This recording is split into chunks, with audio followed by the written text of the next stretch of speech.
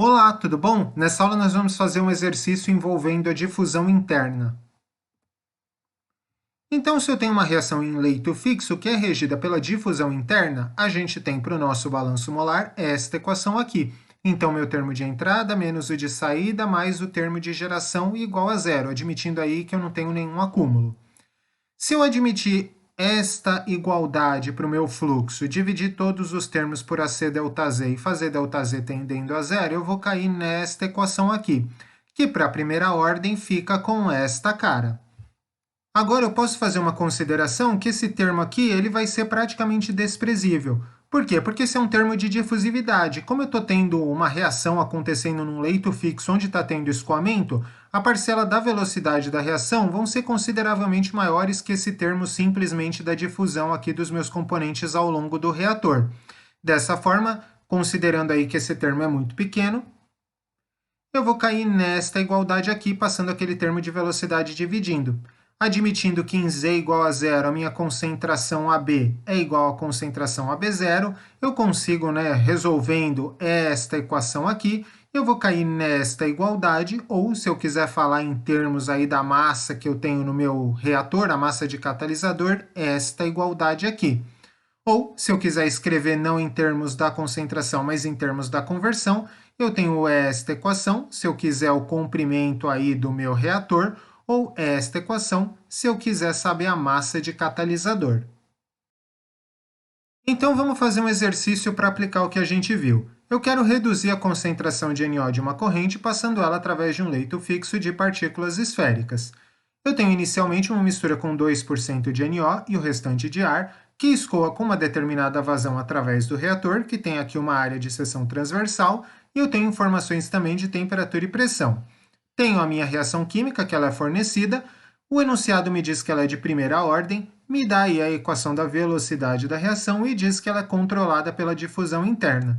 E ele pede para a gente calcular a massa do catalisador e o comprimento do reator para que a concentração final de NO seja de 0,004%. E ele dá uma série de informações para a gente. Então, informações referentes ao fluido, como viscosidade cinemática e as difusividades. Para a velocidade da reação, os parâmetros K e o nosso parâmetro SA. Para o catalisador e o leito, então densidade, raio de partícula, enfim. E pede para a gente desprezar as variações de volume. Como que esse exercício vai funcionar? Bom, como eu tenho uma reação de primeira ordem, eu sei que eu vou ter que usar esta equação aqui. Eu vou começar encontrando a massa de catalisador, por isso que eu escolhi ela. Isolando esse W, eu vou cair nesta igualdade, onde este parâmetro ômega é dado por meio desta equação aqui.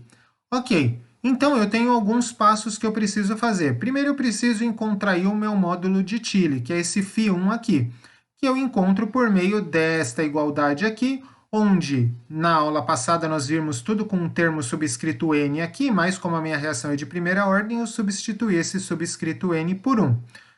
Fazendo aqui a substituição desse K1 por esse K duas linhas 1 vezes SA vezes a densidade, e sabendo que 1 menos 1 aqui vai dar zero, portanto, toda essa concentração vai ser igual a zero, eu caio nesta equação aqui, que substituindo os valores, vão me dar um módulo de Tilly igual a 18. Agora eu preciso encontrar o fator de efetividade interna, aquele nzinho. Então, esse nzinho ni, ele é dado por meio desta equação, mais uma particularidade, como ele é maior do que 10, a gente pode escrever ele simplesmente como 3 dividido pelo módulo de Tilly, que vai me dar 0,167. Agora, calculando a área externa por unidade de volume AC, nós já vimos essa equação anteriormente. Eu tenho aqui o diâmetro da minha partícula e esse φ, eu vou chegar num AC de 500 metros quadrados por metro cúbico. Agora sim, eu consigo calcular esse fator de efetividade global, porque ele é dado por esta equação. Só substituir esse ρB pelo que foi fornecido no enunciado, ρC vezes 1 menos este φ.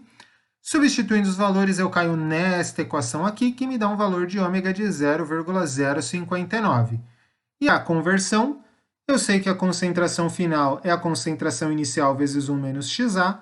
Concentração final e inicial foram dadas no enunciado.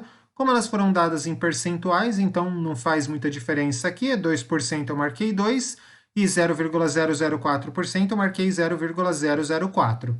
Fazendo esse cálculo, a minha conversão é 0,998 ou 99,8%. Finalmente encontrando a massa de catalisador, então eu só preciso substituir os termos na equação que eu mostrei anteriormente, eu vou chegar em uma massa de 450 gramas. Encontrando agora o comprimento do reator, eu sei que essa massa é densidade vezes o volume, né, que é a área da seção transversal vezes a distância z. Essa distância z eu troquei aqui pelo comprimento L, só substituir os valores porque eu tenho tudo, o meu comprimento vai ser de 0,16 metros. Essa parte acaba sendo um pouco mais confusa mesmo, porque a gente tem muitos parâmetros novos que a gente tem que avaliar, e às vezes organizar tudo isso para saber o passo a passo que a gente tem que executar é o que acaba dando mais trabalho. Mas uma vez que a gente já tem todos os parâmetros, aí não tem muito segredo, é só jogar nas equações que a gente consegue resolver o que é necessário. Bom, de qualquer forma, por essa aula é isso. Antes de ir embora, não esquece aí da tríade do YouTube, então curte, compartilha, se inscreve no canal, acessa nosso site para ver os cursos que nós temos disponíveis e a gente se vê na nossa próxima aula. Até mais!